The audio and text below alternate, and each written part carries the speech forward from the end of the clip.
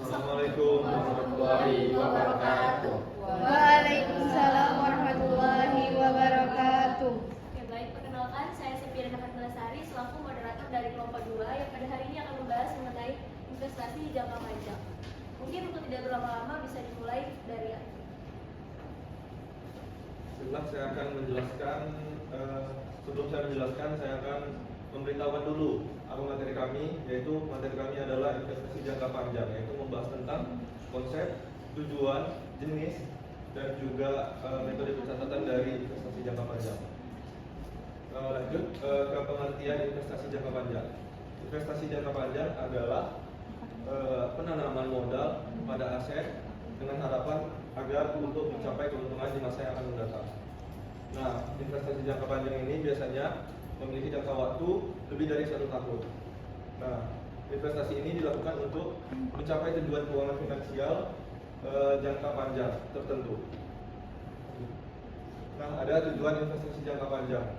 Tujuan yang pertama adalah pertumbuhan kekayaan, keamanan finansial, diversifikasi risiko, melindungi nilai aset dari inflasi, dan mencapai tujuan keuangan spesifik. Selanjutnya akan saya kembalikan kepada moderator. Oke, terima kasih Arvin. Selanjutnya akan dilanjut oleh Indah. Oke, terima kasih atas waktu yang diberikan. Di sini kita bisa lihat ada beberapa jenis-jenis investasi jangka panjang. Yang pertama di situ ada saham, obligasi, properti, dan reksadana. Dan itu pun masih ada ada logam mulia, dana pensiun, aset kripto, dan terakhir adalah bisnis. Untuk selanjutnya saya akan kepada beberapa. Terima kasih kepada Indah. Selanjutnya akan dilanjutkan oleh Calvin. Nah, di sini ada pengakuan dan pencatatan investasi jangka panjang. Biasanya pengakuan dan pencatatan investasi jangka panjang ini digunakan atau sesuai SOP yang digunakan pada perusahaan tertentu. Nah, biaya perolehan. Biaya perolehan adalah investasi awalnya dicatat sebesar biaya peroleh, yaitu harga beli ditambah dengan biaya-biaya terkait komisi atau biaya notaris. Klasifikasi di investasi jangka panjang diklasifikasikan sebagai aset tidak lancar di neraca. Metode pencatatan untuk biaya perolehan, investasi dicatat sebesar biaya perolehan dan hanya disesuaikan jika ada penurunan nilai yang signifikan.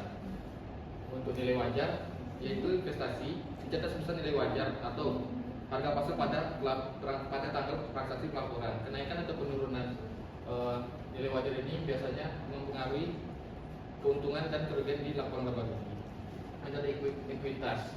Nah, digunakan jika investor memiliki pengaruh signifikan terhadap perusahaan, biasanya memiliki ekuitas sebesar 20-50%. Penurunan nilai, jika nilai investasi turun di bawah biaya perolehan dan penurunan tersebut bersifat permanen, investasi harus diturunkan nilainya. Pengungkapan. Nah, di sini informasi tentang investasi jangka panjang seperti jenis investasi, metode pencatatan, dan nilai tercatat harus diungkapkan dalam catatan atau laporan keuangan. Jadi kesimpulan dan risiko investasi jangka panjang. Investasi jangka panjang memberikan potensi keuntungan besar namun memiliki risiko. Penting untuk memahami jenis investasi, metode pencatatan, serta risiko yang terlibat sebelum mengambil keputusan investasi. Baik, saya kembalikan ke moderator. Terima kasih kepada Kelvin dan teman-teman yang telah presentasi. Jika teman-teman ingin bertanya, dipersilakan.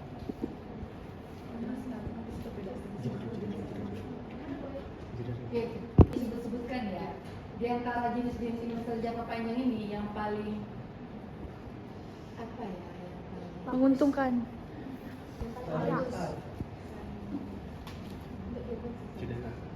terjadi itu maaf, diperjalanan lagi. Terjadi untuk investasi jangka panjang itu yang mana? Jenis yang pakai.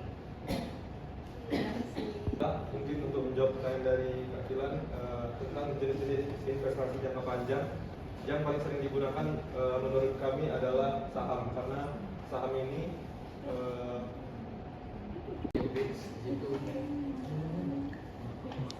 Ada risiko yang bulan mungkin yang paling menguntungkan saat ini yaitu saham. Dan tambahan buat saya, pribadi dari jenis-jenis ini bisnis juga termasuk. Apalagi kalau kita memang memilih bisnis yang dia mempunyai potensi, itu bakal panjang waktunya. Jadi dari kami itu ada saham sama bisnis. Gimana? Cukup. Terima kasih. Pada pertanyaan lain, silakan.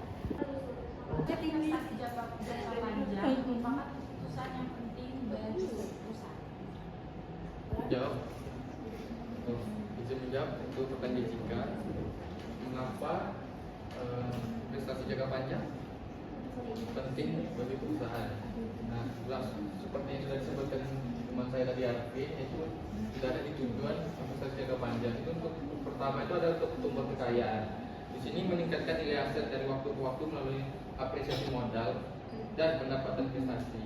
Yang kedua itu ada keamanan finansial. Di sini keamanan finansial ini menciptakan sumber pendanaan pasif dan dana darurat yang menghadapi kebutuhan uang di masa depan.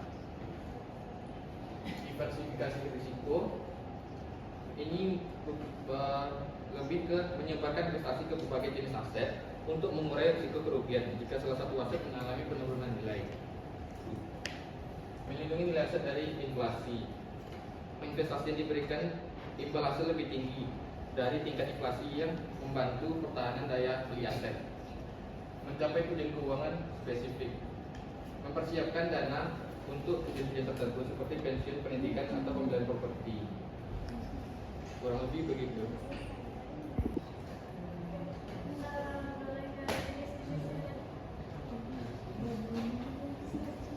Di situ kan ada reksadana ya.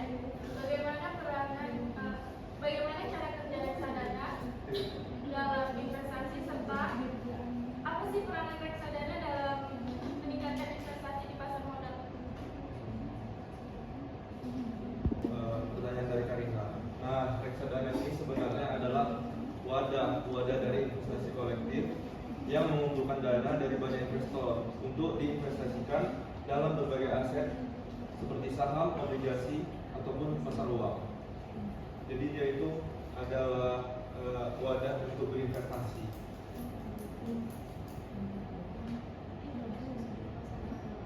Reksadana dalam meningkatkan investasi di pasar modal itu apa? Oke, di sini saya akan melanjutkan apa yang telah dijelaskan sama Arvin. Reksadana itu berperan dalam meningkatkan investasi pasar modal dengan menyediakan alternatif investasi yang sesuai. Reksadana juga berkontribusi pada perkembangan sektor keuangan. Adapun manfaat reksadana memberikan pendapatan investasi yang bersih dan dapat dipertanggungjawabkan secara religius, menjaga aset agar tidak tergerus inflasi, bebas riba, mengandung nilai sosial manajemen, mengandung nilai sosial. Adapun cara kerjanya, dana dari masyarakat dikumpulkan oleh manajer investasi, dana dikelola dan diinvestasikan pada instrumen-instrumen di pasar modal dan pasar uang. Instrumen-instrumen tersebut dapat seperti saham, obligasi, deposito, sertifikat deposito, valuta asing, dan surat utang jangka pendek. Dan adapun keuntungan investasi di reksadana. Diversifikasi instan, artinya modal investasi dipecah ke dalam beberapa produk investasi yang berbeda, memudahkan diversifikasi baik untuk instrumen di pasar modal maupun pasar uang. Yang terakhir adalah investasi dilakukan pada berbagai jenis instrumen.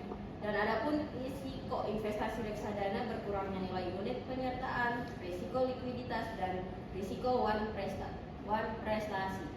Sekian.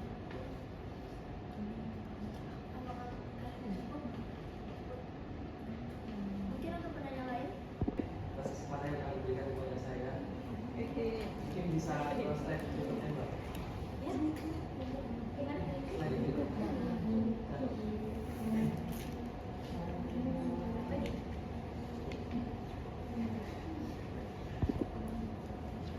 Dua, tentang investasi jangka panjang di bagian logamnya. Untuk logamnya itu ada jenisnya nggak, Mas?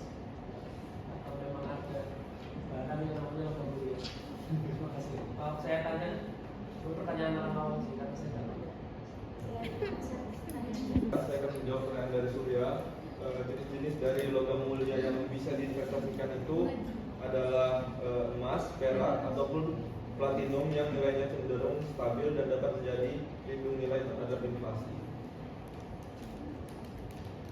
Sudah cukup? Nah, coba start yang untuk baca sih itu kan ada tujuannya melindungi nilai aset dari inflasi. Untuk jenis investasi jangka panjang untuk melindungi nilai aset dari inflasi itu apa? Karena seperti yang kita ketahui bersama, untuk investasi jangka panjang seperti jenis kripto, saham, itu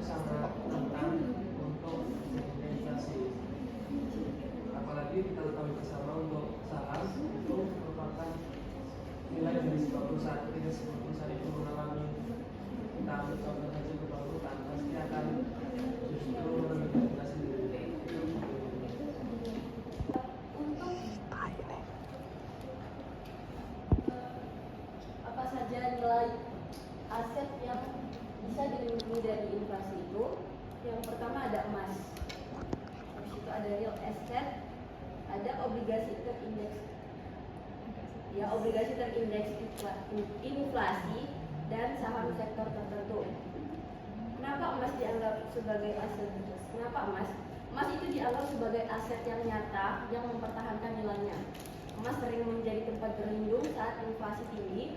Emas digital dapat menjadi pilihan yang stabil dan aman dalam jangka panjang.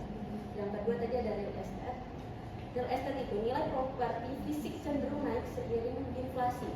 Pendapatan dihasilkan dari aset real estate dengan menyewakan kepada individu atau bisnis. Terus ada obligasi terindeks inflasi.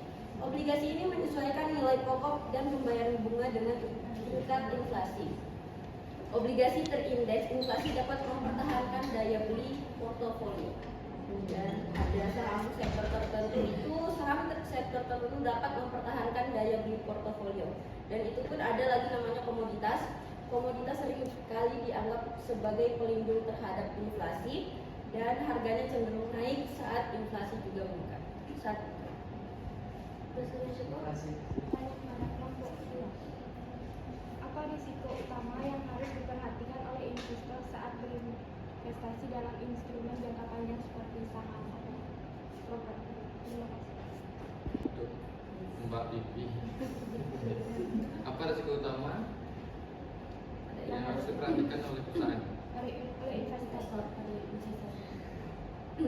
Risiko utama yang diperhatikan investor saat berinvestasi dalam instrumen jangka panjang biasanya itu ada banyak, tapi saya sebutkan beberapa. Pertama itu ada risiko likuiditas.